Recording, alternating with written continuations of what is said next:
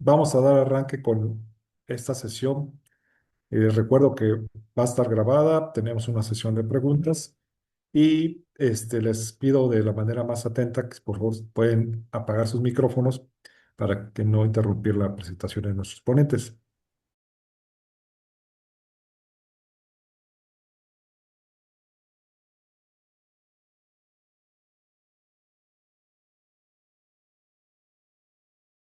Vamos a dar lectura a la reseña de nuestro primer ponente, Cuauhtémoc Sáenz Romero. Es licenciado en Biología por la Universidad Autónoma Metropolitana Xochimilco, maestro en Ciencias Forestales por la Universidad Autónoma de Chapingo y doctor en Forestería por la Universidad de Wisconsin-Madison de Estados Unidos.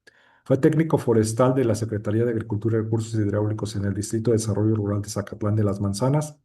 Trabajó como profesor investigador en la Universidad Autónoma de Tamaulipas, la Universidad Autónoma de Tlaxcala y de 1999 a la fecha de la Universidad Michoacana de San Nicolás de Hidalgo. Es miembro del Sistema Nacional de Investigadores Nivel 3. Obtuvo la presea Vasco de Quiroga por su trayectoria destacada en investigación científica. Es miembro del Grupo de Trabajo sobre Recursos Genéticos Forestales de la Comisión Forestal de América del Norte y de la Organización de las Naciones Unidas para la Alimentación y la Agricultura y cuenta con el certificado como Forest Genetic Resources Specialist. Es miembro fundador del Laboratorio Nacional CECIT de Biología del Campo, de Biología del Cambio Climático y miembro fundador del Consejo Consultivo de Cambio Climático del Estado de Michoacán. Ha publicado 129 artículos arbitrados, indexados sobre JCR, sobre el mejoramiento genético forestal, variación genética de caracteres cuantitativos con valor adaptativo entre poblaciones de especies forestales e impactos del cambio climático en especies forestales. Desarrolló una herramienta web para planear la migración asistida desde Chiapas hasta Alaska. Entonces, le damos la más cordial bienvenida al doctor Cuauhtémoc y le dejamos la palabra. Adelante con su presentación. Muchas gracias a todos. Bienvenidos.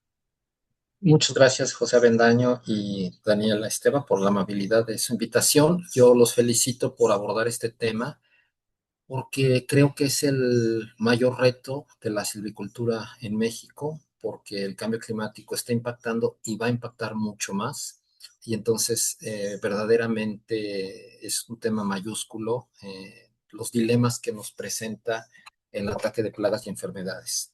Entonces, déjenme compartir mi pantalla. Estoy oyendo otra computadora conectada aquí. Un segundo. A ver.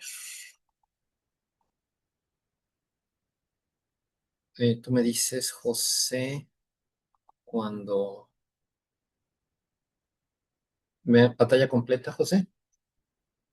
Ya está, Listo. ya se ve su presentación, doctor. Adelante. Ok, entonces,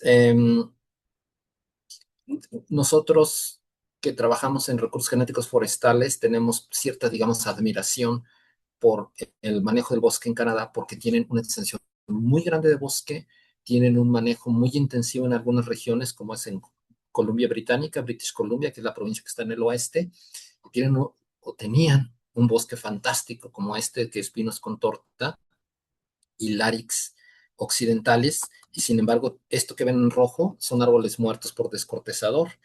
En la, sobre todo fue en la primera década del 2000 de este siglo. Lo que pasó ahí fue que los inviernos se hicieron menos severos y se necesitaban 2 a 3 semanas de temperaturas por debajo de 15 grados continuas para matar muchas de las larvas y los huevecillos de los descortezadores. Entonces, sigue habiendo temperaturas de -15, pero ya no ocurren 2 semanas o 3 semanas continuas de esas temperaturas. Entonces, pues sobreviven más larvas y huevecillos y fue un desastre ecológico inmenso. En British Columbia, como todos sabemos, ha habido incendios catastróficos en muchos sitios, en California, por ejemplo. Eh, Recuerden lo de Los Ángeles, que bueno, fue alrededor de la ciudad. Y este incendio en Nuevo México no es normal en su extensión e intensidad. Yo, como me presentaron, estudié biología en la Metropolitana Xochimilco y después hice estudios de posgrado y en las dos etapas como estudiante, ¿qué aprendí yo de ecología forestal? Lo que yo aprendí es en bosques templados la producción de materia orgánica por hojas y madera seca es más rápida que la degradación. Entonces se acumula materia orgánica en el suelo y los incendios son buenos porque liberan al ecosistema de esta acumulación de materia orgánica, fertilizan y hay regeneración y se renuevan las masas forestales. Eso es lo que yo aprendí. Es distinto en la selva. En la selva mucha humedad, entonces cuando cae una hoja, ya está una hormiga esperando para comerse la hoja, ¿no? Entonces no tienen ese problema de acumulación, pero en bosque templado sí.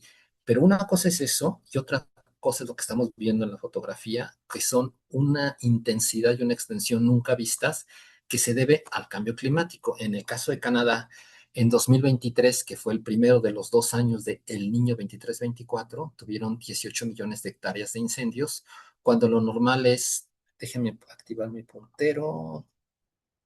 Lo normal es algo como 2.5 millones de hectáreas, pero ya es mucho. Estas líneas que tengo abajo es el acumulado de hectáreas de incendios en los últimos 10 años, pero los últimos 10 años ya tienen más incendios, o sea, lo normal estaba por debajo de eso, tal vez en 1 millón de hectáreas o 1,5. Y tuvieron 18 millones de hectáreas con todos los recursos que tienen para combatir incendios. Ustedes saben que en Canadá pues tienen estos aviones que tienen la panza, que es se puede llenar en los lagos, es un hidroavión que carga agua en los lagos y va y tira el agua en el incendio. Bueno, tienen recursos que no tenemos nosotros y con todo y eso 18 millones de hectáreas. Esto es en Utah. Aquí tuvieron brotes de descortezador muy importantes en una especie que es Pisengelmani. Pisengelmani, que está a la derecha, a tus árboles vivos, se parece mucho a nuestro yamel y ocupa un sitio en el ecosistema semejante a nuestro avis religiosa, lo yamel, que es partes altas, húmedas y frías, y tuvieron muchos descortezadores. Entonces, los manejadores del bosque, del parque, dijeron, bueno, necesitamos quitar la madera porque va a ser un riesgo de incendios y necesitamos hasta aprovecharla y venderla. Y entonces hubo una discusión que también se da en México de grupos ecologistas que dijeron, no, no, no, espérense, es bueno que haya árboles muertos, porque en los árboles muertos anidan los pájaros, se pudre la madera, se cae al suelo el árbol podrido y fertiliza el suelo con carbono, ¿no? Entonces, los árboles pues en algún momento se van a morir, es normal que se mueran, entonces déjenlos en pie. Hubo una discusión complicada, ganaron los ecologistas y hubo un incendio catastrófico, entonces mucho del carbono que esperaban que llegara al suelo como materia orgánica y fertilizar el suelo, pues nunca llegó al suelo, llegó a la atmósfera vía incendio. Aquí ¿de dónde vendría la semilla de manera natural? Miren, estos árboles que están en el borde del risco están chamuscados, o sea, también están muertos, entonces no hay una fuente de semillas cercana. Entonces, esta idea de que los incendios son buenos y el bosque se regenera, bueno, para regenerarse uno necesita semilla, pero aquí la semilla más cercana está a muchos kilómetros de distancia por la extensión del incendio catastrófico. Ahora, yo caminé aquí y en el suelo se oía cómo se quebraba el suelo y era porque tenía una capa de cerámica. Es decir, el incendio fue tan potente que arcillas del suelo se convirtieron en, ¿cómo se llama?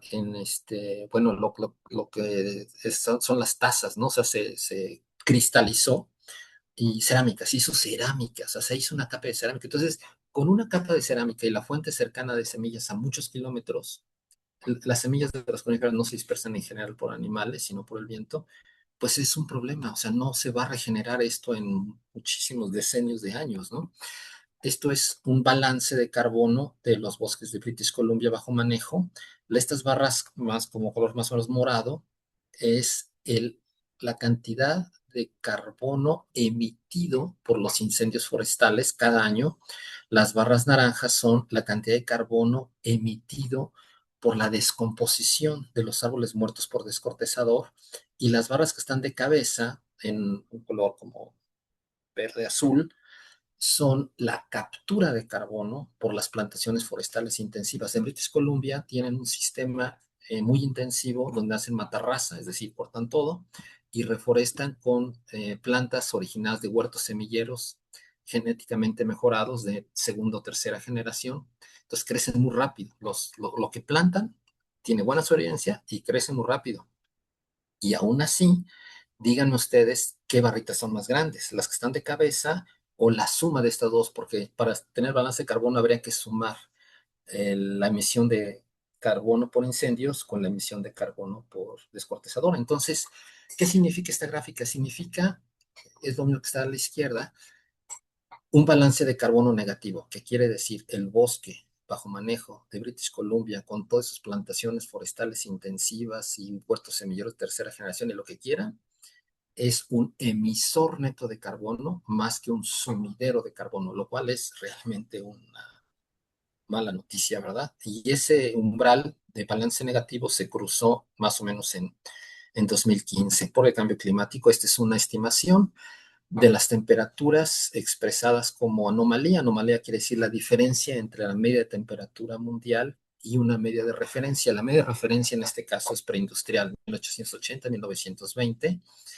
en donde pues ya pasamos hace un par de años el límite inferior del Acuerdo de París, que era 1.5 grados, y esperamos que para 27 el niño pegue durísimo y se va a exceder, ¿verdad? El 1.5 sobradamente, es fácil, 1.7 a nivel mundial. Ahora es muy importante que estas temperaturas son un promedio a nivel planetario, que obviamente incluye los océanos. Los océanos se calientan mucho más lento que las superficies continentales. Entonces, cuando hablamos de ya excedimos el 1.5 del Acuerdo de París, para superficies continentales estamos hablando de 2 grados o más. Entonces, en 2017 fácilmente vamos a llegar a 2.5 grados de calentamiento de las superficies continentales sin problema. Estos a la izquierda es una proyección que hicimos del incremento de temperatura, teniendo, es semejante a la gráfica anterior, pero esta es una proyección, la izquierda es una proyección respecto al promedio de temperatura, de media anual de temperatura para México 1961-90, y decíamos, pues para la década central en 2030 vamos a andar alrededor de 1.5 de calentamiento para México, obviamente superficie continental, y pues tal vez 1.6, 1.7 en su más pesimista modelo. A la derecha no son proyecciones, son datos que vienen de estaciones climatológicas, son datos duros con cierta interpolación, sí, pero son datos duros de estaciones, no es proyección. Aquí es lo mismo en la manera de presentarlo, es decir, es una anomalía, es el valor de la media anual de temperatura de México respecto a un promedio, 61.90 es en nuestro periodo de referencia, y entonces este dato es el de 2024 y es 2.2 grados. Entonces, nos quedamos cortos en este modelaje que hicimos, lo publicamos en 2010, el artículo, bueno, el manuscrito lo hicimos como en 2008, y dijimos, bueno, pues es un montón, ¿verdad? 1.5, jamás nos hubiéramos imaginado que antes de 2030 ya estamos en 2.2. Entonces, esto para decir, la situación actual es peor que el peor escenario pesimista que nos hubiéramos imaginado hace 15 años, ¿no? El segundo problema es el patrón de precipitación. Las líneas punteadas es la media mensual de precipitación para un sitio cercano a Tlalpujahua, Michoacán. Y la línea azul es lo que nosotros en realidad colectamos de lluvia con trampas de lluvia que tuvimos cerca de un experimento de reforestación con Oyamel. Y entonces el problema está en el inicio y fin de temporada de lluvias. En mayo de 2020 prácticamente no llovió, cuando debió de haber llovido algo. En eje de la derecha es la precipitación, debió de haber llovido algo como 50 milímetros y no llovió prácticamente nada. Y el segundo problema es o sea, las lluvias se están retrasando un mes, no este año, obviamente, este año el 26, pues ha llovido mucho en mayo y todo eso, pero en general se está retrasando el inicio de las lluvias. Seguramente ustedes han oído a campesinos que dicen, antes sembrábamos en mayo y ahora está muy seco en mayo y no llueve, entonces nos hay que esperar, y si nos esperamos luego no llena la mazorca porque vienen los fríos del otoño, etcétera. Entonces un problema es, se retrasan las lluvias y acaban antes, es decir, octubre súper seco, y debió de haber llovido en octubre algo como 60 milímetros. Entonces, ¿qué pasa si tú retrasas las lluvias un mes y adelantas el fin de las lluvias un mes? Pues eso significa sumarle 2 meses al periodo de sequías. Ahora, si ustedes ven los datos de precipitación total anual, no ha cambiado mucho, porque los meses más lluviosos, que es agosto, julio y agosto, son más violentos. Es decir, en un día cae más precipitación. Hemos oído en la Ciudad de México que en un día cayeron 80 milímetros, increíble, en un día, una locura. Sí, porque la lluvia es más violenta los días de lluvia. Entonces, cuando ven el total anual, dicen, oye, pues no ha cambiado mucho. Pues sí se ha cambiado el patrón, o sea, la distribución de las lluvias. ¿Qué pasa con un bosque donde tienes 2 meses más de sequía, llueve lo mismo, pero en menos días? Pues el problema está al final de la temporada de sequía. El problema está en marzo, abril y mayo, porque marzo, abril y mayo son meses cálidos, por lo menos en el centro de México, no en Baja California, que es otro clima mediterráneo, pero en el centro de México y gran parte de las tierras mares occidental y oriental, marzo, abril y mayo son meses calientes y secos. Entonces, el problema es la humedad que está en el suelo, es la del año anterior, se esté evaporando. ¿Y qué pasa cuando es demasiado caliente y las lluvias se retrasan? Pues el suelo se seca horriblemente y el árbol no puede subir agua a la punta. Es como una casa que no tiene presión para subir agua al tinaco, no llega el agua arriba. Entonces, como no llega arriba, pues se seca la punta, ¿no? Entonces, estos árboles despuntados que tal vez han visto es porque no puede el árbol subir agua hasta la punta.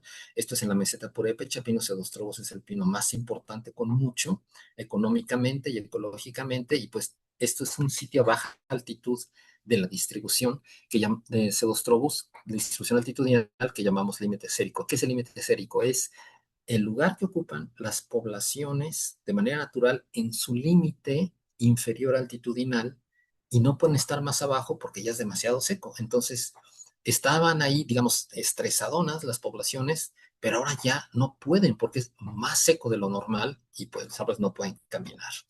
Este es un modelaje que hicimos de hábitat climático de Pinus leiophylla. Leiophylla está sufriendo mucho aquí en Michoacán por esto del descortezador, por cierto. Entonces, los puntos negros son sitios del Inventario Nacional Forestal, que recogimos la coordenada y estimamos el clima de referencia 6190 para cada uno de los puntos, y modelamos, ¿verdad?, dónde estaba históricamente en 6190 el clima de Pinus leiophylla. Entonces, el extremo norte es Arizona, la frontera de Arizona y Nuevo México, y el extremo sur es justamente Michoacán y unas pequeñas poblaciones en Oaxaca. Ese es el extremo sur. El grueso de la distribución está en la Sierra Madre Occidental. Esto es un modelaje para ver dónde estaría el clima en décadas centrales, en 2030, 60 y 90. Entonces vean que esta parte de Arizona y Nuevo México se convierte en amarillo, pero no hay píxeles naranjas, y aquí está el verde, que es el 6190, pero no hay ni amarillo. ¿Qué quiere decir? Que aquí iba a desaparecer, es la predicción, para 2030 en esta parte, y antes de 2060 en esta, iba a desaparecer el hábitat climático en Arizona y Nuevo México, y aquí en Michoacán, pues iba a reducir, ¿verdad?, significativamente, y en Oaxaca iba a desaparecer. Esa es la predicción publicada en 2015. ¿En dónde estamos? Pues ya se están muriendo, o ya se murieron, árboles en Nuevo México. Esta foto cortesía del doctor Craig Allen, y esto es en la comunidad indígena de Cherán. Bueno, ustedes saben que Cherán es una comunidad indígena súper bien organizada, tienen rondas comunitarias, tienen pues patrullas armadas de los talamontes, y con todo el buen manejo que tienen y la organización comunitaria, tienen mortalidad. Alguien tiene poniendo su micrófono, si lo puede apagar, de favor. Y esto es en el Nevado de Colima, una mortalidad importante por descortezador, y en este caso es Dendroctonus adjuntus, que es el descortezador que ataca en la parte elevada. Todo lo que ven en café son árboles muertos. Colaboramos en un proyecto que el coordinador fue el doctor Cambrón Sandoval, que está en la Universidad de Querétaro, Víctor Hugo. Cuando existió el fondo CONACYT CONAFOR, lástima que lo desaparecieron, pero se financió un proyecto muy grande porque fue un monitoreo de descortezador que se pusieron trampas en Chihuahua, Durango, Nuevo León, Querétaro, Hidalgo, Estado de México, Michoacán, Jalisco, Oaxaca, hasta Chiapas, y creo que en Morelos. Entonces, trampeamos 2 años, y cada punto que ven a la derecha es el número de Destroctonus frontalis, es uno de los de baja altitud, anuales, colectados en una trampa de este tipo en un año, y el eje X es una variable muy importante que es un índice de déficit, es un déficit de presión de vapor que es un índice que mide la sequedad del aire. Entonces, cuando hace mucho calor y ya se evaporó el agua del suelo y no llueve y las lluvias están retrasando, pues el aire se pone muy seco. Entonces, ¿qué hace un árbol cuando hay sequía? Pues cierra los estomas. Los estomas son estas aperturas en las hojas para permitir la entrada de CO2 y la salida de vapor de agua. Cierra los estomas. Es bueno y malo. Bueno, porque no pierde humedad el agua interna, el agua del interior del árbol. Malo porque no entra CO2. Si no entra CO2, dióxido de carbono, no hay fotosíntesis. Si no hay fotosíntesis, no se produce alimento para el árbol. Entonces, ¿qué hace el árbol si no está produciendo alimento? Pues agarra de donde puede, que es las reservas que tiene, en el tallo, en las raíces, pero las reservas pues tienen un límite. Pero encima de esta situación de que un árbol, para protegerse de la sequía, cierra los estomas y entra en un proceso como de hambruna y vive de las reservas por un tiempo limitado, encima de eso, lo que está pasando es que el aire está tan seco que es capaz de succionar el agua del interior del follaje, aun cuando los estomas están cerrados. Y eso sí debilita tremendamente el arbolado. Entonces el arbolado no puede defenderse, no puede hacer con la fuerza que necesita estos chorros de resina donde tratan de expulsar al descortezador. El descortezador entra y se come la parte viva del tronco y teníamos trampas con 32,000 descortezadores. No es una proyección, no es una estimación, no es una inferencia. Contamos, nosotros, no personalmente yo, pero tuvimos estudiantes con la doctora Egdelval, que está en la UNAM aquí en Morelia, contamos, se contaron uno por uno. Entonces, si yo les digo, en esta trampa había 33,000, es porque había 33,000 descortezadores en una trampa de esta en un año. Se colectaban cada 15 días. Este es un trabajo de la doctora Erika Gómez Pineda, actualmente es postdoctorante en el Centro de Geografía Ambiental de la UNAM aquí en Morelia, fue mi estudiante de doctorado, y lo que hicimos fue pedirle a Semarnat la base de datos de los permisos de corta fitosanitaria en un periodo extendido. Entonces, los permisos te dicen la coordenada donde se da el permiso para la corta fitosanitaria y tienen fecha. Entonces, con esas dos cosas, inferimos el clima del año, que es, aquí es en este eje va a ser el año. Cero es el año en que se dio el permiso de la corta fitosanitaria. Los valores negativos de este eje son años previos y años posteriores a la corta fitosanitaria, y entonces examinamos el clima que ocurrió en el año de la corta, 4 antes, 4 después. Entonces es una ventana móvil de 9 años. Entonces en cada sitio como que nos estuvimos moviendo, porque no siempre se dan el mismo año, ¿verdad? Los permisos. No, era una ventana que se movía, móvil, para ver el clima del año de la corta, 4 antes, 4 después. Y entonces en el eje X lo que tenemos es el valor del índice de Palmer. PDSI significa Palmer Drought Severity Index, índice de severidad de sequía de Palmer, que es un índice de sequía muy interesante porque todos los índices de sequía combinan temperatura y precipitación. Eso así varía su formulación, pero eso es. Pero este de Palmer, además de temperatura y precipitación, en este caso del mes más caliente, más seco, considera la capacidad del suelo de retención de humedad. Entonces, realmente es la sequía desde la perspectiva del árbol. ¿Cuánto llueve? ¿Cuánto calor hace? ¿Y cuánta humedad está retenida en el suelo? Entonces, claramente el año de corta fitosanitaria, pues está a la izquierda. Este es un valor normalizado de del índice de Palmer respecto a un periodo de referencia. Entonces, entre más hacia la izquierda, es que en este caso es un mes más seco. Me evaluamos 3 meses, un año, y este es el mes más seco. Entonces, para mí es religiosa. ¿Qué significa esta gráfica para mí? Vincula indudablemente la relación que existe entre qué tan seco es el mes más seco del año y la aparición de las plagas. ¿Cómo sabemos que apareció la plaga? Porque el dueño fue con Nafor, con Semarnat, con quien pudo, dijo, tengo un problema, necesito un permiso para cortar árboles plagados, y se los dieron. Entonces, por eso sabemos que está la plaga y exactamente sabemos dónde estuvo. Esto es el número de hectáreas tratadas para descortezador en otro artículo de Erika Gómez Pineda. Para Pinus pseudostrobus, las barras es el área tratada y la línea es el número de autorizaciones para corta fitosanitaria, y lo que tengo en X es intervalos de elevación por 100 metros. Entonces, el mayor número de permisos y de área afectada se dio entre 2000 y 2000, entre 2200 y 2400. 2200 a 2400. Quien conoce a Ostrobo sabe que aquí en el eje volcánico es el límite altitudinal inferior. Entonces, el mayor ataque está en la parte baja de esos trobos. ¿Por qué? Porque las poblaciones ahí ya estaban estresadas, pues se hace más caliente y más seco, ya no pueden, se debilitan los árboles y hay un ataque descortezador. En el caso de Oyamel, de 3000 a 3100 es la parte baja de los mejores rodales de Oyamel. Hay más abajo, pero Oyamel más abajo digamos, de 2900 a 1800, está así en barrancas y demás, ¿no? Entonces, las rodales principales empiezan a 3000. Entonces, 3000 es el límite altitudinal inferior de la mejor distribución de áreas. Este es un modelaje de hábitat climático que hicimos para Oyamel, semejante al que mostré de Leyofila. Verde es el área de distribución del clima propicio para el Oyamel en 6190.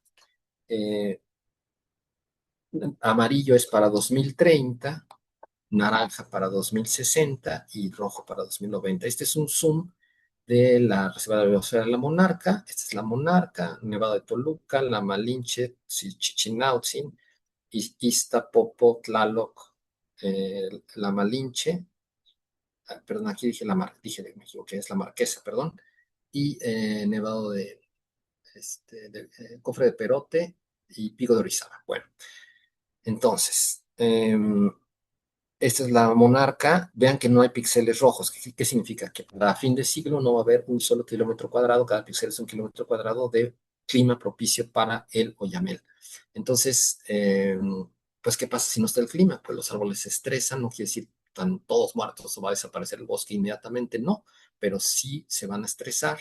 Y cuando publicamos esto es de 2012, no puse atención para nada en esta parte que es el margen de la distribución en el régimen volcánico de avis religiosa. Vean que no hay píxeles naranjas. ¿Qué significa que no hay píxeles naranjas? Que entre 2030 y 60 va a desaparecer el hábitat climático para el Oyamel en esta parte que es el norte, al norte de Pachuca, es el Parque Nacional del Chico. Entonces, ¿cuándo entre 2030 y 60? Pues quién sabe, pero en medio, y vamos a pensar en medio, 2045. Entonces, una manera, digamos, simplificada de interpretar esta parte del mapa es aproximadamente alrededor de 2045 va a desaparecer el hábitat climático para el Oyamel en el Parque Nacional El Chico. Esta fotografía es de agosto de 2014, todo lo que ven café son árboles muertos. ¿Por qué? Porque el niño impactó en 23-24, debilitó los árboles en 23, en 24 hubo olas de calor y la primera lluvia ocurrió el 23 de junio. Entonces, estaban las olas de calor y se retrasó un mes las precipitaciones. ¿Y qué pasó con eso? A ver si puedo. Ahí está. Lo que ven gris es árboles muertos de Oyamel, de un parque pues que era bellísimo, ¿verdad? Y que tiene todo de ecoturismo, pueden rentar lanchitas y restaurantes, hoteles, eh, tours a caballo, senderismo. Digamos, como servicio ambiental, pues es muy importante, ¿verdad? Ecoturísticamente y también en captura de agua para Pachuca. Y vean lo que pasó. Entonces, nuestro punto de vista es que estamos en una situación inédita, necesitamos evaluar, monitorear los bosques con una velocidad que no necesitábamos antes, porque es muy rápida, ¿no? La muerte de los árboles que mostré muertos se murieron en 6 semanas, entre mayo y junio de 24. Entonces, una opción es usar tecnologías como los drones, el que está volando es un dron LIDAR y está siendo filmado por un dron con cámara multiespectral. La cámara multiespectral ve longitudes de onda que el ojo no ve y podemos medir el vigor de los árboles en cuanto a su producción de fotosíntesis y podemos tener estas imágenes. La de arriba es una imagen del video, como un video de un celular, y este NDVI es un índice de vigor de la vegetación que viene de la información que da la cámara multiespectral, identifica aquí árboles debilitados o muertos, y desde luego hicimos un muestreo en campo, ¿verdad? Para ver si de veras estaban debilitados o de veras estaban muertos, y pues claro que sí. O sea, si el NDVI dijo que aquí había un árbol con un índice de NDVI bajo, pues ahí vas al campo y está bien muerto. Entonces, con este sistema desarrollamos un sistema de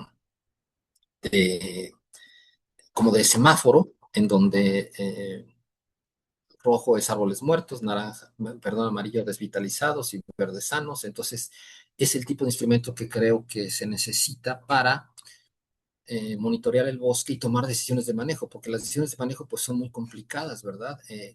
Lo que había mencionado es que el clima se está subiendo en la montaña, pero el bosque no puede caminar, sí puede desplazarse a través de regeneración, pero es un proceso muy lento. En esas fotografías son los Pirineos, la línea superior de árboles, o sea, el timberline llegaba aquí y le llevó nada más 80 años moverse de aquí abajo a la peña. Esa es la velocidad a la que se mueve un bosque. O sea, cuando hay glaciaciones y eso, pues son periodos de 10.000 años, ¿verdad? Entonces no hay problema, el bosque se puede mover, pero no si es tan rápido el cambio climático. Entonces nuestra propuesta, una propuesta de manejo adaptativo es mover el bosque hacia arriba. ¿Por qué lo vamos a mover hacia arriba? Pues porque el clima propicio para el oyamel y para las otras especies está más arriba. Entonces es una zonificación donde se propone colectar semilla en la parte baja y plantar en la siguiente zona altitudinal, colectar semilla aquí, plantar arriba, colectas en la 3 y ya no tienes a dónde ir en la Monarca, tienes que irte a otro lado. ¿A dónde? Pues en el Nevado de Toluca, porque es de mayor elevación. Y dije, colecto en la uno y planto en la 2. Entonces, ¿qué planto en la uno? Pues la especie que está abajo. Entonces, es importante decir que en este sistema no estamos proponiendo reemplazo de especies en todos lados. El reemplazo de especies solamente sería en la parte baja, en el límite xérico, donde se está muriendo mayor número de árboles, pero en la 2 y la 3 no hay reemplazo de especie, hay reemplazo de procedencia, o sea, la fuente de semilla sería de menor altitud.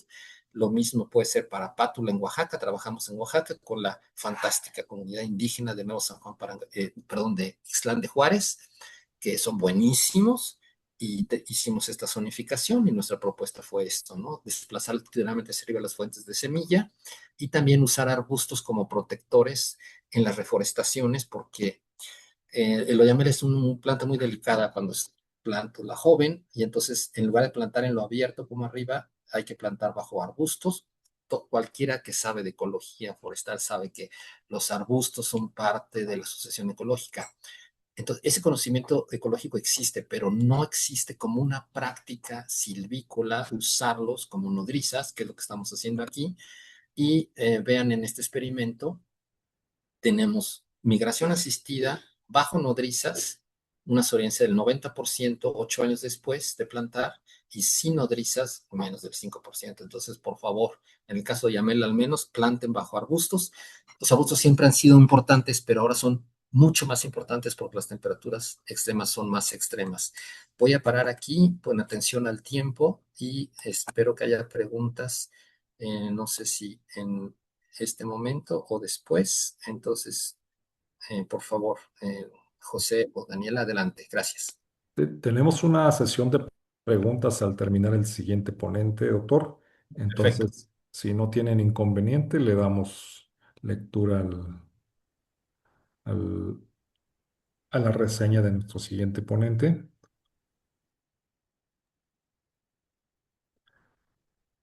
Bueno, nuestro siguiente ponente es Ismael Venegas Pérez, es ingeniero en agroecología por la Universidad Autónoma de Chapingo, maestro en estrategias por el desarrollo por el Colegio de Posgraduados y en políticas públicas comparadas por la Facultad Latinoamericana de Ciencias Sociales, así como doctor en geografía por la Universidad Nacional Autónoma de México. Ocupó el cargo de subdirector en la Comisión Nacional de Áreas Naturales Protegidas de 2008 a 2013, primero de la Laguna de Términos y después de Mariposa Monarca. Se integró al Ternare AC desde el 2013. En esta asociación coordina los programas de manejo comunitario del bosque y el agua, así como el de formación de instructores. Sus temas de interés son un gobierno comunitario de los bosques, de las aguas, la comunidad, la territorialidad y la geografía histórica de los pueblos originarios. Adelante, Ismael, y bienvenido y muchas gracias por su participación. Hola, buenos días a todos. Muchas gracias a José y a Daniela por la invitación. Voy a proyectar la presentación. Sí, adelante.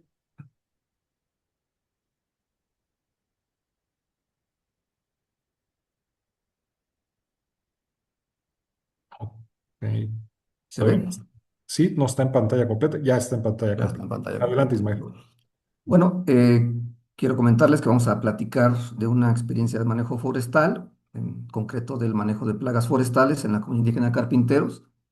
El doctor Cuauhtémoc Sáenz pues, nos ha dado un amplio panorama de lo que ocurre en el mundo y ahorita vamos a verlo cómo se ve de manera concreta en un pequeño espacio geográfico. El trabajo en realidad es un trabajo que hacemos, solo lo voy a presentar yo, pero es un trabajo que hacemos en el programa de Bosque y Agua de Alternare, que somos bastantes compañeros. Para comentarles, primero para ubicar el contexto, pues la comunidad indígena de Carpinteros es una comunidad que se asume como Otomí. eh, tiene, desde el 82 tiene el reconocimiento y titulación de bienes comunales, aunque este se basa en una composición de tierras de 1754. Tiene 850 hectáreas, una buena parte en la reserva de la mariposa monarca, 220 hectáreas en zona núcleo, 287 en amortiguamiento, 603 hectáreas de bosque, que las podemos ver aquí, la superficie un poquito cafecita y la verde y un poquito de fuera es el ecosistema forestal. Tiene 244 comuneros y 727 habitantes. Es una comunidad pequeña, pero lo interesante en este caso es que hay una buena representatividad de los habitantes en la asamblea comunal. Esta asamblea se reúne cada 2 meses, el primer domingo de los meses eh, pares. Y bueno, también otra información importante que nos parece dar es que en 2013 esta comunidad ganó el premio al mérito forestal en su vertiente de restauración. Tenían un bosque degradado y después lo recuperaron en 20, 30 años. En 2013 ya estaba bien recuperado. En 2018 hicieron un programa de manejo forestal que concluye en 2027. Su autorización tiene una unidad de manejo silvestre y también ya desarrolló un proyecto de bonos de carbono con la Reserva de Acción Climática en la versión 3.0. Aprovechando el comercial, si alguien sabe dónde se pueden vender bonos, pues adelante, nos pueden ayudar. Es un bosque muy diverso.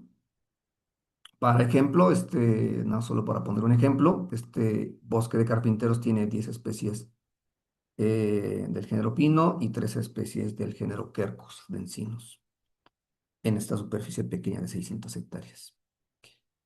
Bueno, vamos a hablar un poco de las plagas, que en las fotografías del Dendroctonus.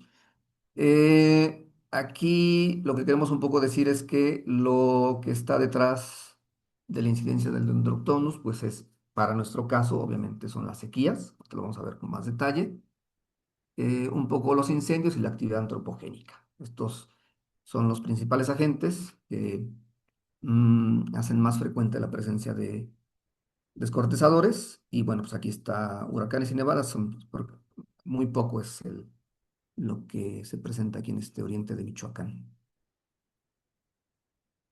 Bueno, nada más para un poco para hablar de la incidencia de plagas, son en brotes, son pequeños brotes, no son superficies extensas como nos enseñó el doctor Cuauhtémoc para otros casos como el Chico, otros lugares, aquí realmente son pequeños brotes. Este es un mapa del 2003, donde pues aquí vemos a Carpinteros, el polígono de Carpinteros está en naranja, aquí están los brotes en rosita, estos brotes eh, de Dendroctonus en Pinus augustrobus teocoptidemoniana. Si seguimos en 2024, pues está otra vez, podemos volver a ver otros pequeños brotes, ¿no? Igual de Dendroctonus en Pinus Michoacán o Devoniano. 2025 otra vez otros pequeños brotes, pero ya en una superficie de 272 hectáreas, perdón, una superficie de 3 hectáreas, afectando un volumen de 272 metros cúbicos, igual 2026, ¿no? Todos estos son brotes que se identificaron y que fueron tratados. Aquí tenemos en la siguiente imagen un resumen de los brotes, una imagen en un plano donde podemos ver la presencia de estos brotes, ¿no? De 2023 a 2026, en 4 años, más o menos son los mismos lugares.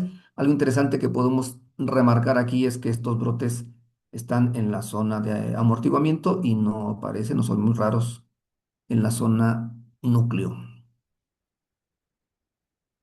Un resumen de este tema, pues tenemos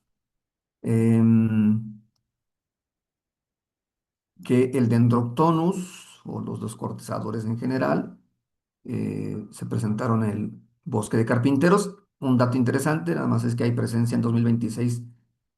Se detectó la presencia de Dendroctonus valens, a diferencia de los años anteriores, que solo era Dendroctonus mexicanos. El hospedante, si bien aquí la notificación solo es para Pinus devoniana, la verdad es que afecta a todas las especies de pino. Eh, los volúmenes pues van de 175, 82, 272 y 318 metros cúbicos afectados. Y en superficie pues va, es pequeña, ¿no? 0.7, 2.5, 3.8, 3.46. Ah, bueno, ¿qué puede ser o cómo podemos explicar esta incidencia de plagas? Efectivamente, como lo dice el doctor Sainz, pues hay sequías. Aquí justo tomamos sin ponernos de acuerdo, pero estuvo bien, que nosotros tomamos como referencia el mes de mayo de cada año para ver cómo estaba en términos de sequía, porque si la sequía se presenta en mayo, quiere decir que se extendió o se está extendiendo la sequía durante ese año.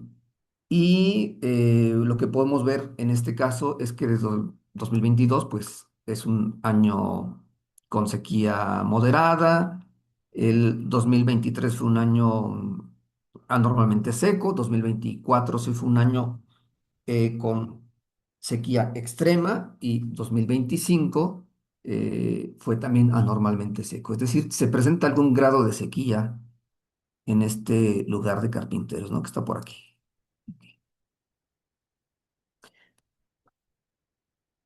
Bueno, ¿cómo se atiende el tema de las plagas? Para nosotros es importante decir que mm, el 70% del territorio nacional está en manos o alrededor del 70% de las selvas y los bosques del país, entre el 60 y el 70% está en manos de propiedades sociales, ejidos o comunidades, ¿no? En este caso, pues la comunidad es la dueña de los bosques, de los bienes comunes, y por lo tanto, al ser un bien común, pues requiere de acuerdos de la asamblea, pues acuerdos del gobierno para los bienes comunes, ¿no? Entonces, esta asamblea se reúne, como les decía, de manera frecuente cada 2 meses y se hace cargo de diferentes temas, ¿no? Desde temas agrarios, es decir, desde la propiedad privada, desde la propiedad de la tierra, ¿no? Hasta el uso de panteones, también toca temas de seguridad, toca temas de herencias, toca un montón de temas, ¿no?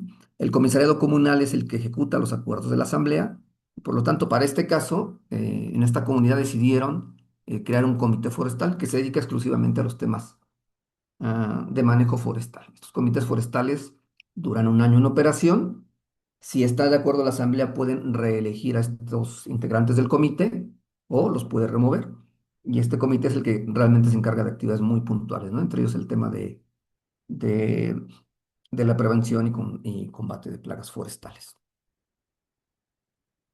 El comité forestal, es importante decir que rinde cuentas a la Asamblea General. Bueno, ¿qué se ha hecho en temas muy concretos o qué ha hecho la comunidad en temas muy concretos de combate de plagas? Pues obviamente está la elaboración está el trabajo de ribotrocito descortezado, que es el que se practica según la norma oficial mexicana, y también ha hecho algunas pruebas de endoterapia. Mm, En el caso del ribotrocito descortezado, pues lo primero es que se hace una detección, se elabora un informe. Después de que se hace la elaboración del informe con el prestador de servicios técnicos, pues hay una visita técnica del personal, en este caso o actualmente de la Comisión Forestal de Michoacán, antes de la Comisión Nacional Forestal, pero como estamos en área natural protegida, también participa en esta visita técnica para elaborar el dictamen la Comisión Nacional de Áreas Naturales Protegidas a través de la Reserva de la Biosfera Mariposa Monarca. Una vez que ya se hace la revisión de campo, pues ya se hace una notificación, ¿no? Y con base en la notificación, sí se procede a hacer el saneamiento. Hay críticas en este proceso porque pues puede durar de 2 a 3 meses desde que se empieza el monitoreo hasta que se hacen los trabajos, ¿no? Si se es muy rápido, un mes, pero eso sí se es muy, muy rápido. Eh, bueno, este es el tratamiento que se utiliza. Eh, Como decimos, los tratamientos puede pasar un buen lapso, se buscan algunas otras alternativas, ¿no? Para poder mejorar el procedimiento del combate o la prevención de la presencia de plagas. Aquí hay otro tratamiento, un procedimiento distinto o complementario que se hizo en 2024. Fue igual, a partir de la detección de la plaga, hubo un proceso de capacitación y a partir de ese proceso de capacitación en el que participó la Reserva de la Mariposa, pues ya se hizo el proceso, ¿no? De la endoterapia con abemectina, si mal no recuerdo, pues se prepararon, básicamente se preparan inyecciones, ponerle las inyecciones ahí como se ven los árboles al, con estas jeringas y pues se va monitoreando estos árboles, ¿no? Para ver el efecto. Bueno, estos fueron los tratamientos que se hicieron. Eh, mm, Aquí están estos puntitos azules donde se hizo, donde se pusieron las jeringas, ¿no? Y bueno, eso fue solo un año. En realidad, a la fecha no podemos evaluar bien el efecto de la endoterapia porque el 2024 fue un año muy seco y bueno, pues es una combinación de factores, ¿no? O sea, no hemos podido repetir el ejercicio para ver si, si esta endoterapia puede tener mm, mejor alcance, ¿no? Mejor impacto. Bueno, pensamos nosotros desde Alternare que si bien el combate directo es importante de plagas y el tratamiento y que la comunidad se involucre y designe haga todo un esfuerzo importantísimo para el combate y la prevención de plagas, porque realmente es mucho tiempo el que destinan a esta actividad, pues hay otras actividades complementarias que ayudan, ¿no? En principio, pues tratar de mantener la integridad del bosque y para esto esta comunidad, en especial esta comunidad y otras vecinas como Donación Ojeda y otras de la región, pueden evitar el cambio de uso de suelo, ¿no? Y esta es una comunidad ejemplar en ese sentido, porque si bien son productores de aguacate, todos ellos que ven aquí, la mayor parte de estos compañeros que están aquí en la foto son productores de aguacate. Una cosa es que sean productores de aguacate y otra cosa es que eh, hagan cambio de uso de suelo, ¿no? Ellos no hacen cambio de uso de suelo, mantienen bien delimitada su frontera agrícola forestal, ¿no? También hacen manejo integral del fuego. Aquí es una brigada, que es una combinación de una brigada de combate de la región y en un conato de incendio que hubo aquí en una parcela agrícola, pues rápidamente la comunidad participa, ¿no? Y apaga los fuegos. Eh, Se comprometen en esto, prácticamente hay pocos incendios, hubo dos conatos de incendio de 2018 hacia acá, porque la comunidad pues rápidamente participa en mitigarlos. Justo con estas actividades que podemos mencionar, Alternal también propone otro proceso que podemos ver acá. A partir del inventario de monos de carbono que se hizo en 2022-23, se identificaron, como decíamos, 10 especies de pinos. Aquí está Cedustrobus, Ayacahuite, Leiofila, Lawsoni, Montezuma, Douglasiana o Gordoniana, Herrerae, Teocote, Devoniana o Carpa. Estos pinos que se detectaron o que se identificaron, pues podemos ver que tienen esta distribución altitudinal. Por ejemplo, en el caso de Ocarpa puede comenzar en los 200 y terminar en los 2700 metros. Sobre el nivel del mar, Lawsony, por ejemplo, que está más, o Montezuma, que está aquí a la mitad, su altitud, según los registros, puede comenzar en los 1100 metros y terminar en los 3300. O Cedustrobus, que puede comenzar su distribución en los 1600 y concluir en los 3000, alrededor de los 3400, pues todas estas especies se ubican aquí en la comunidad. Aquí esta línea naranja, este cuadrito naranja, pues lo que nos indica es que estas especies, este es el rango altitudinal donde se encuentra Carpinteros, es una, va de los 2100 más o menos a los 3200, y en ese rango altitudinal pues se presentan todas esas especies, ¿no? A diferentes frecuencias, realmente el más frecuente es Eustrobus, según este inventario, y enseguida es Elocarpa. Es un poquito raro, pero así está la distribución según el inventario. Bueno, a partir de esta identificación de especies, pues pasamos a una capacitación para identificar estas especies nativas con la comunidad. Y a partir de ahí ya se dio un proceso, a partir de la identificación de la riqueza, se dio un proceso de colecta y beneficio de semilla, producción de planta en vivero. Y bueno, pues todavía no pasamos a la parte de reforestación. Son procesos realmente largos, muy largos en los temas de manejo forestal comunitario y bueno, pues procesos que comenzamos con bonos de carbono en 2012, pues apenas de manera independiente, sino que solo esta fue la base para identificar especies, pues apenas estamos llegando a procesos ya de colecta de algunas de estas semillas para ya llegar al tema de a la fase de la reforestación. Ah, en esta parte quisiera decir que nos parece muy interesante el trabajo del doctor Cuauhtémoc Sáenz, en el sentido que, bueno, pues las especies pueden migrar. Es interesante o es, según su propuesta, es conveniente la migración asistida en altitudes, lo que creemos que es correcto, pero también es importante para nosotros, pues como ven, hacer énfasis en la identificación de la diversidad de las especies. Si conocemos las especies que existen aquí en este pequeño predio, pues podemos desarrollar estrategias para la conservación de la diversidad de especies. Un bosque que es diverso, pues es más resiliente, ¿no? A las condiciones de cambio climático. A manera de conclusión, podemos decir algunas cosas que han ido viendo, ¿no? eh, el cambio climático incrementa la susceptibilidad de los bosques al ataque de plagas forestales. La organización comunitaria, para nosotros es importantísimo trabajar en la organización comunitaria, es la base de todo de todo lo demás. La gobernanza o el gobierno de los comunes es la base de todo lo que se puede desarrollar y a partir de esta organización comunitaria pues se pueden desarrollar las diferentes estrategias, ¿no? En este caso de sanidad de los bosques. Em, es importante en temas de la sanidad, pues que veamos sí el combate directo o la prevención de plagas, pero que esto solo se puede dar también, o es importante también desarrollar la estrategia completa, ¿no? Del manejo forestal comunitario, pues porque estos bosques, en la medida que tengan un manejo forestal integral, pues serán más resilientes.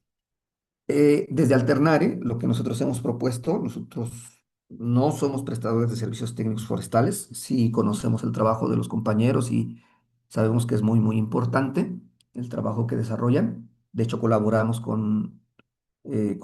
en este caso con el ingeniero José Luis Valenzuela, que es el prestador de servicios técnicos de aquí de esta comunidad.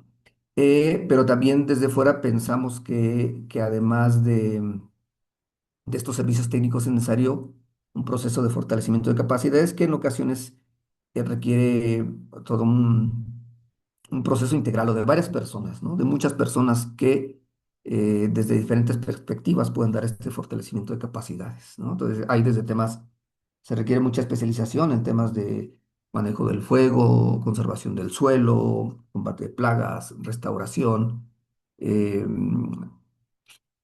legislación agraria, hay toda una serie de temas en los que podemos colaborar pues para poder enfrentar mejor el cambio climático. Y pues muchísimas gracias eh, por estar atentos a la presentación. Al contrario, muchas gracias, Ismael, por esta presentación tan interesante que nos acaba de dar. Pasaremos a la sección de preguntas y le dejo la palabra a mi compañera Rebeca Lomalía. Adelante, Rebe. Gracias, Pepe. Gracias, doctores, por sus presentaciones. Vamos a empezar la sesión de preguntas y respuestas. Las primeras preguntas son de Karina de la Paz García. ¿Quisieras abrir tu micrófono o les doy lectura? Si gustas, dale lectura porque ya perdí donde dejé el comentario. Gracias. Sí, está bien. Estas fueron durante la presentación del doctor Cuauhtémoc. La primera es, ¿pero qué pasa con la adaptabilidad de las especies? De manera natural, las especies vegetales van evolucionando o adaptándose al clima donde se encuentran. Este cambio climático es de manera drástica entonces, ¿por qué solo se está manifestando en coníferas? Es una excelente pregunta. Los especies forestales y bueno, las plantas y todos los organismos tienen dos mecanismos. Uno es la plasticidad fenotípica. Plasticidad fenotípica quiere decir, sin cambiar tu constitución de DNA, las plantas pueden cambiar un poco. Si ustedes tienen frijol sembrado y luego hay sequía, pues a veces tiran las hojas del frijol y sacan unas hojas más chicas. En el caso de los pinos, si ustedes ven el tamaño de las hojas en el gradiente altitudinal, las hojas en la parte alta a veces son más largas porque hay más humedad y en la parte baja son más cortas. Entonces tienen cierta, digamos, juego para expresar un fenotipo, es decir, su constitución genética, variar su expresión dependiendo de la situación. Pero eso obviamente tiene un límite. Y el otro mecanismo, pues es la, digamos, más propiamente evolución en el sentido de que la selección promueve individuos resistentes o no a un cambio ambiental. Ejemplo, en la parte alta de Oyamel, de 2.400 metros, genéticamente las plantas están condicionadas a crecer más lentamente para evadir el daño por heladas, es decir, inician su crecimiento tarde en el año para evadir las heladas de la primavera y cesan su crecimiento antes para evadir el daño de heladas del otoño. Y si tú creces esas plantas en otro lugar que no sea 3.500 metros, hacen lo mismo, porque están genéticamente condicionadas a hacerlo. Entonces, en la parte baja es al revés, crecen más para competir contra pseudostrobos, por ejemplo, pero tienen más daño por heladas.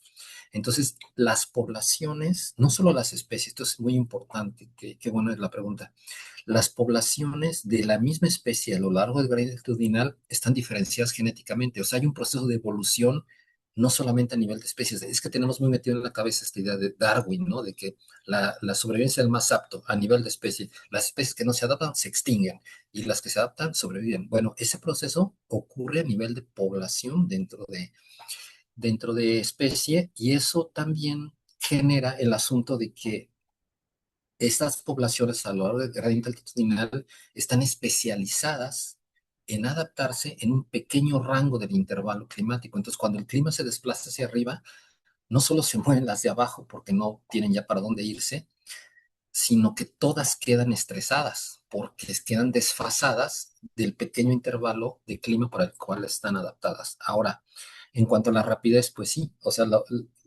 para la selección natural como opera, pues las plántulas que no son resistentes a sequía pues, se mueren y las que son resistentes sobreviven, pero tienes que esperar a que esa planta que sobrevivió crezca, llegue a la madurez sexual, produzca semilla y pase sus alelos, sus variantes de genes a la siguiente generación. Entonces es un asunto que requiere de generaciones y las generaciones pues en los coníferas son muy largas, ¿no? Entonces el cambio climático es demasiado rápido, como mostré en la gráfica de Hansen, de que ya pasamos el límite de París de 1.5, y entonces parte de la tragedia del cambio climático es no solo su intensidad, como mostré en las gráficas, sino la velocidad a la que ocurre. Entonces, no da tiempo de que las plantas evolucionen por vías de selección natural. La última parte de la pregunta es, ¿por qué solo en coníferas? Bueno, no solo en coníferas, pero sí las coníferas son muy vulnerables porque no tiran su follaje en el periodo de sequía. Es decir, no son caducifolias. O sea, hay encinos que en el periodo de sequía tiran las hojas o tiran parte de las hojas, son semicaducifolios o caducifolios. Y es un mecanismo de adaptación a la sequía. Pero ese mecanismo no lo tienen los pinos. ¿Por qué? Porque las coníferas crecen mayormente en climas templados, húmedos. Entonces, no es que solo afecta a las coníferas, pero sí son de las más afectadas porque no tiran el follaje en la temporada de sequía. Esa es mi respuesta, Rebeca. Muchas gracias. Y otra pregunta también de Karina es, ¿qué opinión tiene doctor Cuauhtémoc ante la propuesta de nutrición a los árboles forestales que sufren de ataque de insectos, como descortezadores, plagas en conos, etcétera? La fertilización, claro que es positiva.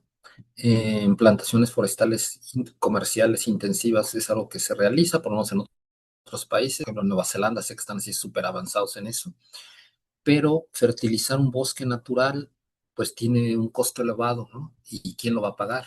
Ahora bien, la fertilización, claro, le da vitalidad al árbol, pero tiene un riesgo potencial.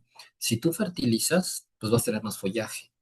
Entonces, el doctor Craig Allen, que es el mayor especialista mundial en este asunto de declinación forestal, está en Nuevo México, decía en una conferencia magistral, en una situación de sequía, el tamaño juega en tu contra. Es decir, entre más grande es el árbol, más alto es el árbol, más dificultad tiene el agua de llegar hasta arriba y más copa por alimentar tienes, ¿no?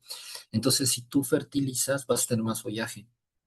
Y si viene una sequía, tienes que alimentar ese follaje con agua, ¿no? Entonces se genera un problema de eso, ¿verdad? De la dificultad para abastecer de agua un follaje más amplio, ¿no? Entonces creo que tiene sus riesgos y pues no sé, no es mi especialidad este asunto de la nutrición forestal. No puedo dar más detalles porque no tengo experiencia en el tema precisamente. Gracias, Rebeca. Gracias, doctor. Para el doctor Ismael, María Isabel Ignacio, ¿quieres comentar tus preguntas o les doy lectura?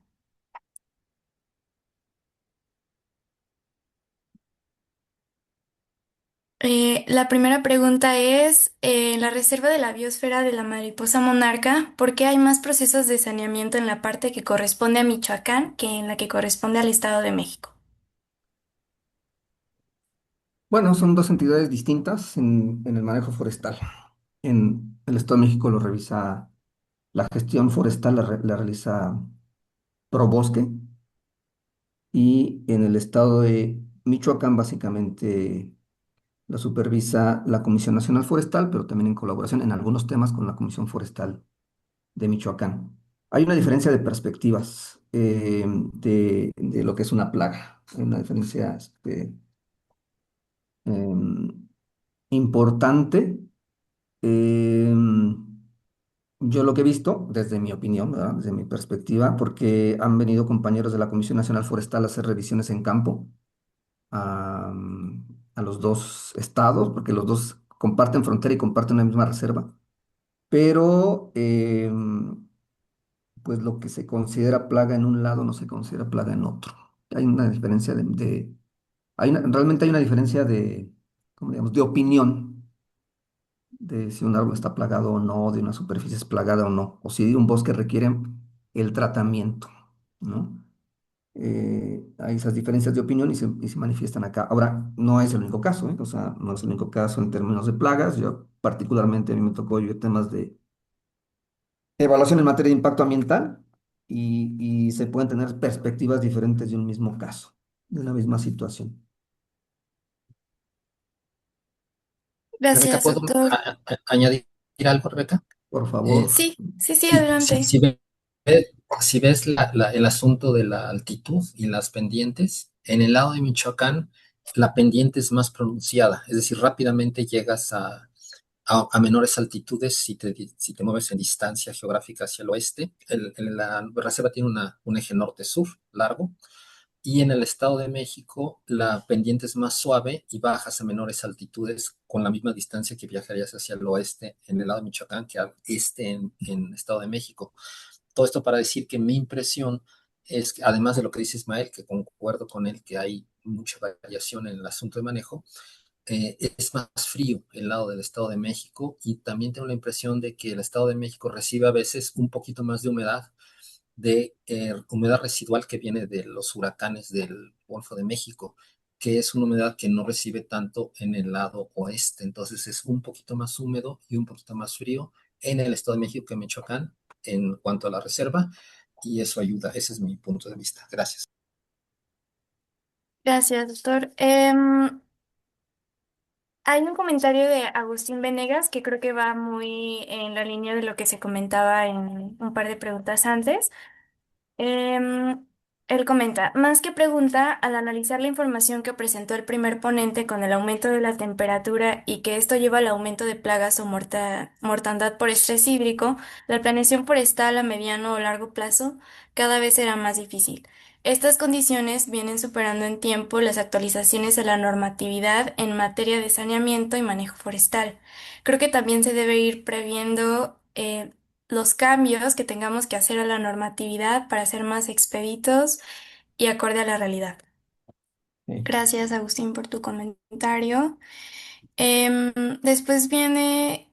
Quiero comentar em, el tema sí, de adelante, adelante. Agustín. Perdón, es que Y de tengo verdad es aquí. que el tema, eh, el tema de las notificaciones por sanidad, saneamiento es todo un tema, es muy importante para la reserva de la mariposa monarca, pero en general seguramente en todo el estado y en todo el país. Son procesos que pueden tardar, como decía en la presentación, 2 o 3 meses, y esos 2 o 3 meses que tarda en que se inicia la detección, se hace el informe, se envía, se dictamina y regresa la notificación, son meses en los que avanzan las plagas. Y sí es interesante, sí es importante que pues nos adaptemos a esta nueva situación, porque si fuera un proceso normal de aprovechamiento forestal maderable o de aprovechamiento de una UMA de manejo silvestre, pues se entiende, pero de repente estos procesos pues no respetan tiempos, ¿no? Efectivamente tendrá que ocurrir un cambio de normatividad para hacerlo más ágil. Sí, Doctor Cuauhtémoc, pues, ¿quiere sí, comentar? Sí, fíjate adelante. que es muy buena pregunta porque te voy a dar un ejemplo. Bueno, a ver, ¿qué pasa? ¿Cuál era la norma habitual? Como bien dice Ismael, una cosa es en las reservas y fuera de las reservas. Fuera de las reservas, en la comunidad indígena de Islán de Juárez, en Nuevo San Juan, que están bien organizados. La norma es, si tienes un problema de plagas, debes declararlo y puedes meter hasta cierto punto el volumen que derribas de la plaga preautorización en tu volumen anual. Es decir, tienes autorizado 5,000 metros, tienes 50 metros de plagas, los metes en los 5,000 y tienes que tener un permiso porque muchas veces esos árboles los vas a cortar fuera del área de corta programada para esa anualidad. Fui a dar una conferencia a Chapingo y se me acerca un prestador de servicios técnicos profesionales y me dice, estoy atendiendo un ejido en el Estado de México que tienen encinos, tengo autorizado 500 metros cúbicos al año, pero nada más de árboles muertos por plagas, tengo 5,000. Entonces, ¿qué hago? ¿Qué le digo a Semarnat? ¿Qué le digo a Cofón? O sea, necesitaría 10 años estar metiendo mi volumen a la corta autorizada de 500 metros, pero obviamente en 10 años voy a tener otros 20,000 metros muertos, ¿no?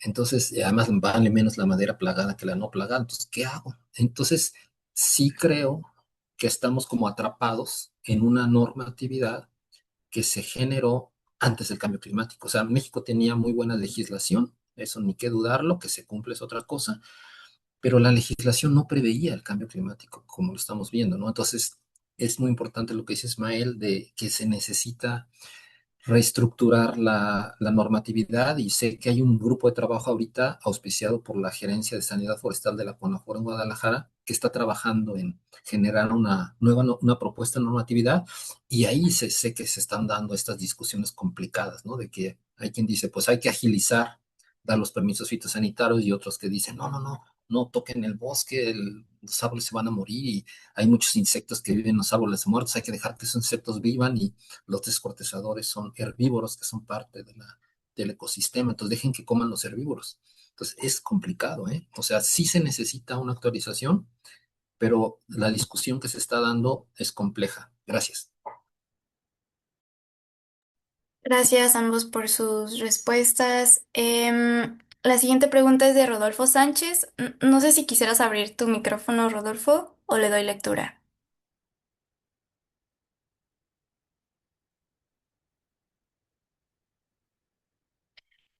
La pregunta es, ¿a qué se debe la demora en la gestión de la notificación de sanidad forestal? Esto tomando en cuenta que hablamos de 3 meses en el caso de mexicanos, es casi una generación que estaría saliendo del hospedero y esto dificulta el manejo de la plaga, muy relacionado con lo anterior. No sé si alguno de los dos quisiera comentar algo Y, más. y mal, si quieres tú. Bueno, como en realidad es el proceso normativo que se sigue, y ese es el tiempo que se tarda todos los involucrados o que tardamos todos involucrados para desarrollar el proceso normativo. Cualquier institución de gobierno en estos momentos puede ser cualquiera, ¿no? Probosque, CONAFOR, COFON. Para dar una respuesta requiere una presentación de un informe y el informe requiere trabajo de campo y requiere trabajo de gabinete, requiere cuantificaciones. Y por más rápido que tarde, por más rápido que sea un proceso, en realidad requerimos, en general, el país, no estoy hablando de alguien en particular, requerimos personal, por ejemplo, que las instituciones tengan personal. Tienen muy poquito personal. ¿no? Y no pueden atender todas las notificaciones que requieren a la velocidad que se requiere. Por ejemplo, hacen todo el mejor esfuerzo nuestros compañeros, pero por ejemplo, si no hay presupuesto y no hay personal, no lo van a hacer a la velocidad adecuada. Hay otro tema que está más allá del asunto propio del proceso normativo y creo que tiene que ver con de cómo abordamos en el país el manejo forestal comunitario.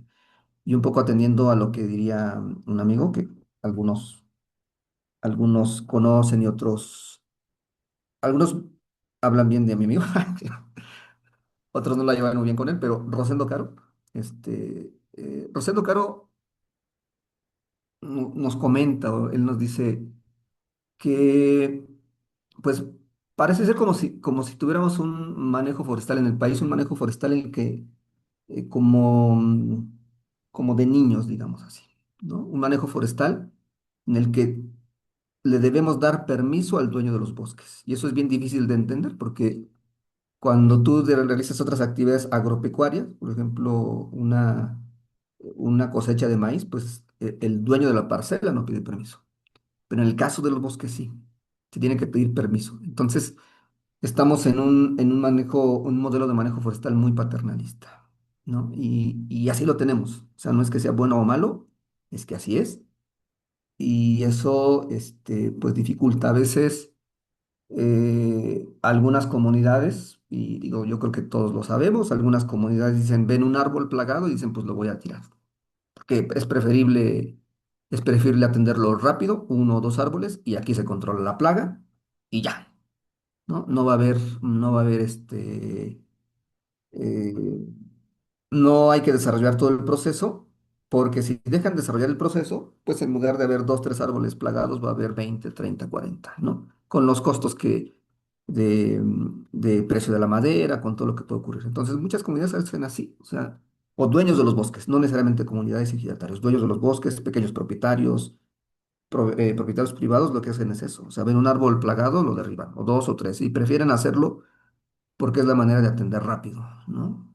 No estoy sugiriendo que es lo que hagamos, ¿no? Pero sí que tenemos que cambiar porque tenemos que adaptarnos a las nuevas condiciones, como dice el doctor Cuauhtémoc, el cambio climático no estaba previsto en las leyes.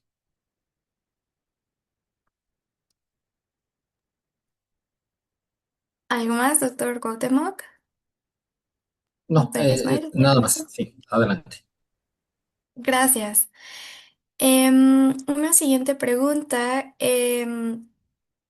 es de María Isabel Ignacio, que pregunta cuál es el mayor reto para el éxito en el combate de plagas que presenta la comunidad. Esta fue durante la presentación de Ismael, pero si quiere comentar también, doctor Cuauhtémoc, adelante. ¿Quiere comentar, doctor? No, adelante, Ismael, adelante. Híjole, retos hay diversos. Miren, por ejemplo, el primer reto que quizás yo veo es el reto dentro de la comunidad, es el convencimiento de que la plaga es plaga. Ajá, por ejemplo, en carpinteros, puedes tocar el caso carpinteros. Las primeras veces que se detectaron plaga y hubo una parte de la comunidad, una parte de la asamblea que decía, sí, hagamos el procedimiento para combatir la plaga. Se hace el procedimiento y durante el procedimiento para combatir la plaga, otra parte de la comunidad detiene el saneamiento porque dice, no están derribando los árboles enfermos, están derribando los árboles eh, verdes, ¿no? Entonces viene todo un proceso de capacitación, de información y de negociación donde, pues hasta que se puede llegar a un consenso en el que se entiende, porque esto es fácil quizás para los especialistas, pero a nivel comunitario no es tan fácil, se entiende que algunos de los árboles verdes o los árboles verdes que están alrededor de los árboles secos son los árboles que están en virulencia, por ejemplo, ¿no? Entonces, entender el proceso de saneamiento dentro de la comunidad y que haya un acuerdo un acuerdo para poder combatir las plagas lleva su tiempo, ¿no? Y nos hemos nosotros enfrentado a estos temas a nivel comunitario, ¿no? Entonces, el reto a nivel comunitario o de la comunidad es que todos tengan la información de calidad, que todos estén de acuerdo en los procesos para que se puedan desarrollar. Este conflicto sí ocurrió, sí pasó, y hubo allí, por un lado, el grupo que no estaba de acuerdo convocó a la reserva, convocó a Profepa, convocó a todo el mundo, hasta que, bueno, ya de un año a otro se pudo se puede ir mejorando la información y se puede entender que estos procesos eh, pues son así, ¿no? A veces no es tan evidente como se piensa. Rebeca, si puedo complementar algo. Adelante.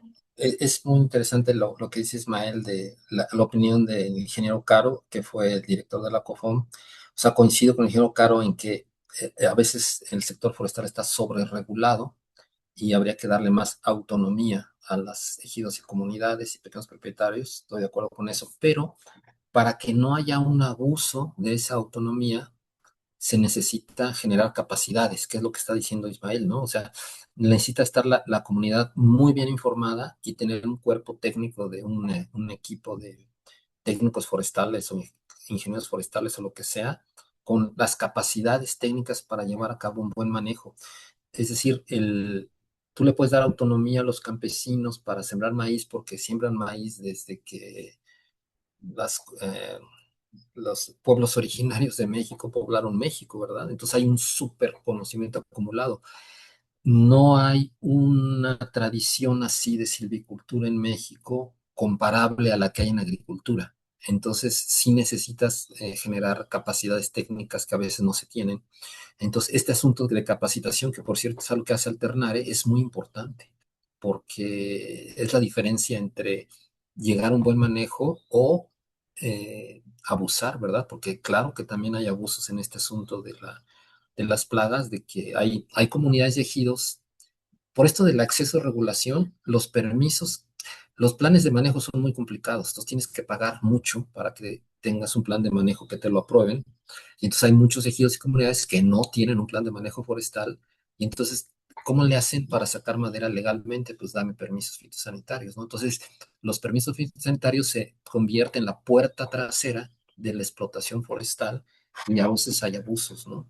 Entonces, ¿qué se necesita para que no haya abusos? Uno, que las comunidades estén organizadas, que tengan capacidades técnicas y, como bien dijo Ismael, que las autoridades que hacen la supervisión tengan con qué pagar la gasolina porque no tienen luego nada, ¿no? Salud y gracias. Muchas gracias. De hecho, hay mucho interés en ese tema legislativo, porque María Isabel Ignacio pone una pregunta que creo que se ha respondido de alguna manera: si han propuesto realizar los cambios pertinentes a la norma que regula la sanidad forestal en el contexto del cambio climático.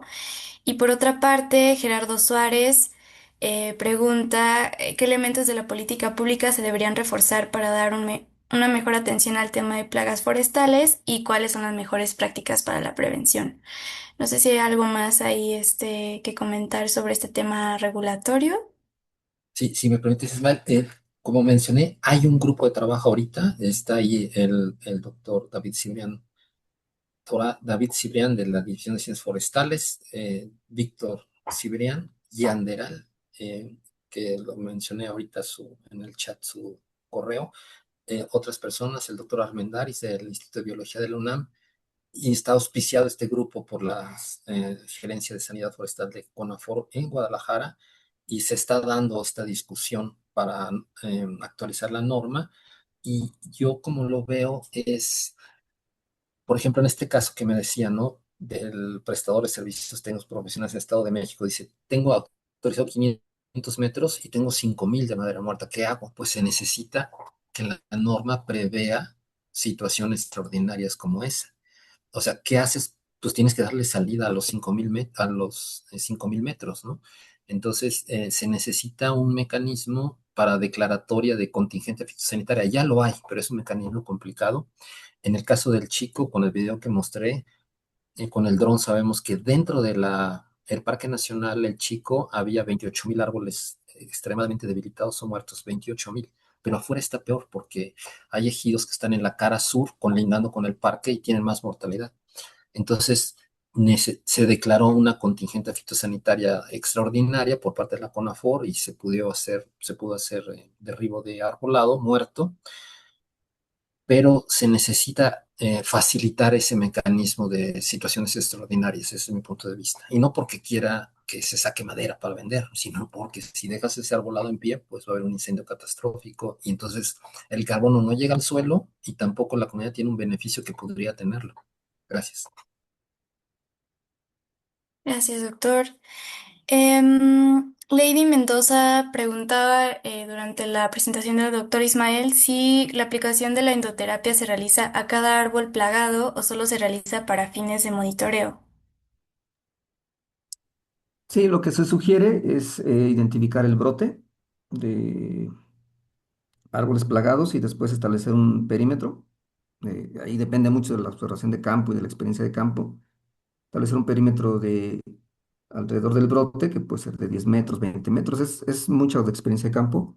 Y, por así decirlo, inyectar los árboles que están en virulencia, no los árboles necesariamente secos, esos ya no tienen eh, términos generales, ¿eh? Todo es mucho de trabajo de campo y de observación y de estar allí y de hacer y de levantar las tecatas, diríamos aquí, nosotros, las costras y ver las galerías y ver si están los animalitos o si ya volaron.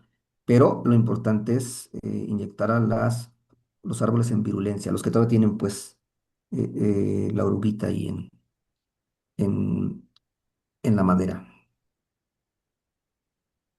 Sí, Rebeca, si Gracias. El puedo doctor complementar. Cuauhtémoc, Adelante, Sí, mira, adelante. en este asunto del Parque Nacional El Chico, como parte de la contingente fitosanitaria, se financió un esquema de investigación multidisciplinaria.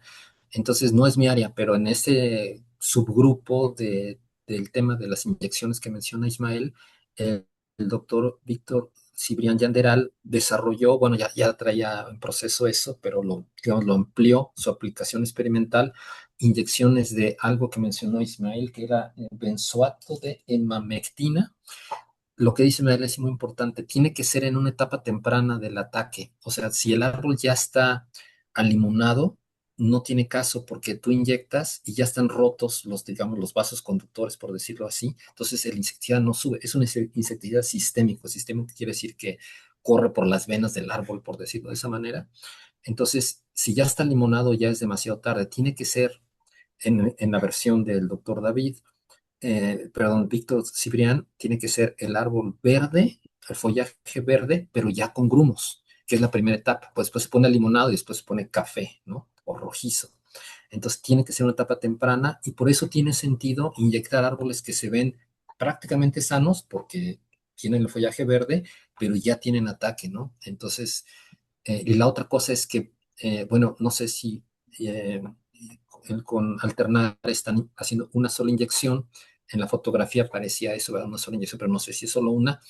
Lo digo porque el doctor Víctor dice que hay que poner una inyección cada 20 centímetros de perímetro, o sea, no de diámetro, sino de perímetro, cada 20 centímetros una inyección para repartir el insecticida en distintas partes del tronco y que pueda subir a todas las partes de la copa, porque si inyecta solamente una cara del tronco, sube a una parte de la copa, o sea, no están sí. estos como vasos comunicantes, que bueno, no son vasos Ujú, comunicantes, no están cruzados, son perfectamente paralelos, entonces ujú, inyectas una cara y sube una parte de la copa, pero no a la otra, entonces por eso tienes que poner varias, ujú, pero los detalles pueden contactar directamente al doctor Víctor y puse en el chat su correo. Gracias. ujú.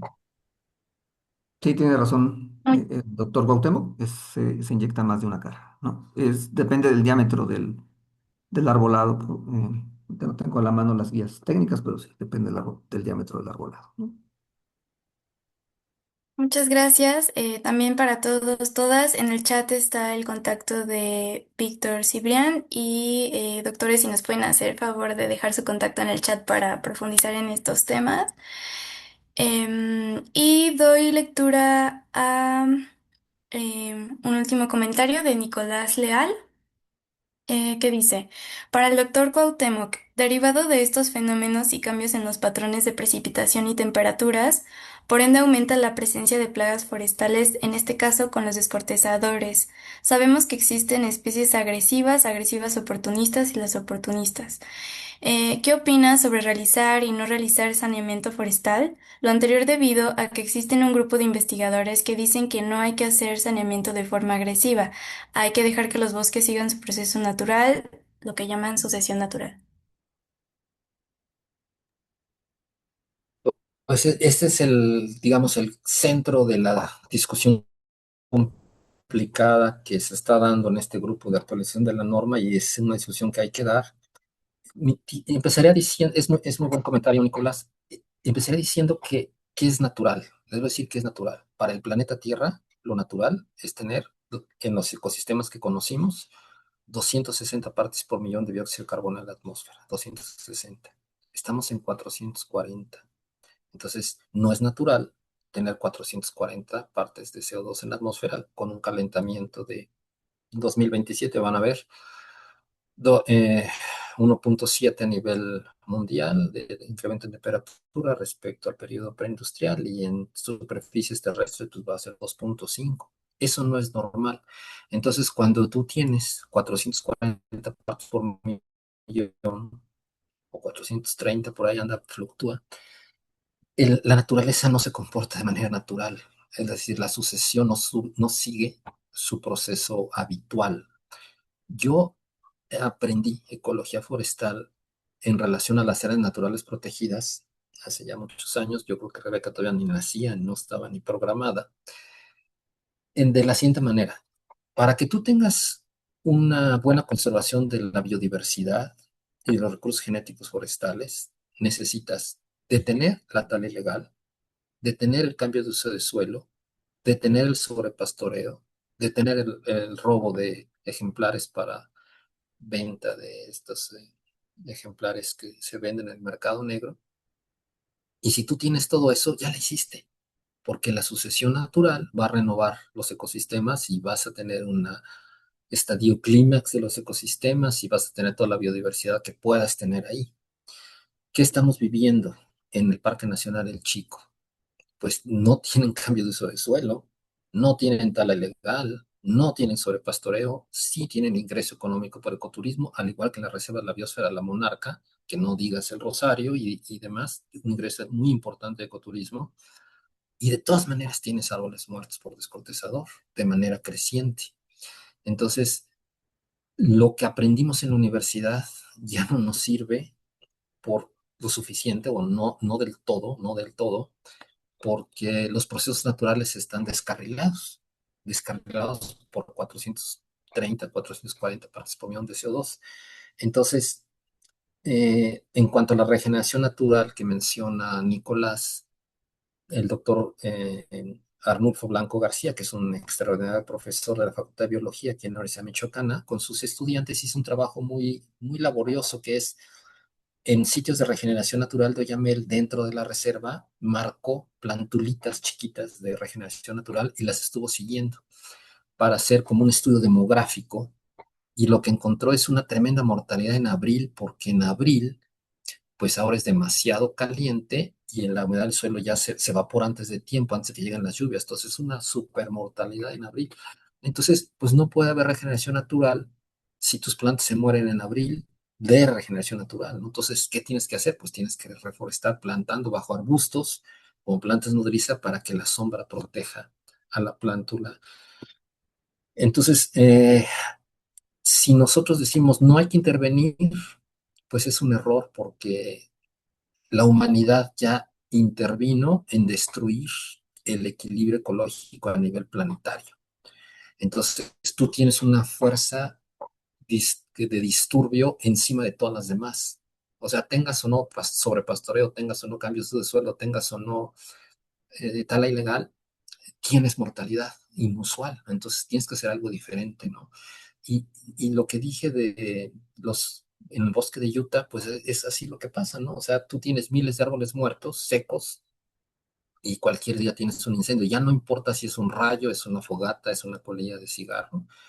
El punto de inicio es lo de menos. El problema es toda la materia orgánica que tienes ahí seca y entonces tu carbono nunca va a llegar al suelo. más tarde en la atmósfera antes de que llegue al suelo. Entonces, no coincido con esta visión, digamos, de ecología ortodoxa, tradicional, como si es una ecología que vive de la idea, bueno, en donde, vamos a decir, detrás de está la idea de que si tú quitas la perturbación humana, el bosque va a estar bien.